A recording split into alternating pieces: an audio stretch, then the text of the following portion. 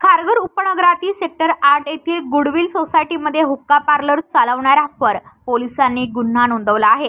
याबाबत नवी मुंबई पोलीस दलाच्या अंमली पदार्थ विरोधी कक्षाने 3 जणांवर कारवाई केल्याची माहिती पोलिसांनी दिली। राज्यात हुक्का फ्लेवर बाळगणे तसेच हुक्का ओढण्याचा व्यवसायाला प्रतिबंध असताना सुद्धा खारघर येथील गुडविल सोसायटीमध्ये गाळा क्रमांक 7A आणि 8A येथे वाइब्स कॅफे या दुकानात हुक्का पार्लरचा व्यवसाय सुरू असल्याची माहिती गुन्हे अन्वेषण विभागाच्या अंमली पदार्थ विरोधी कक्षाला मिळाली होती।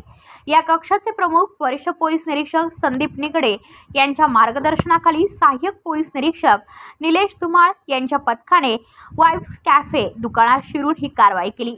तसेच अशा अवैध हुक्का पार्लर चालवणाऱ्यांवर कारवाई सक्तीची होणार असे देखील सांगण्यात आले। ब्युरो रिपोर्ट खारघर, पनवेल वार्ता न्यूज। आपल्या परिसरातील बातम्या आमच्यापर्यंत पोहोचवण्यासाठी स्क्रीनवर दिलेल्या क्रमांकावर संपर्क साधू शकता। दूरध्वनी क्रमांक 8652414343।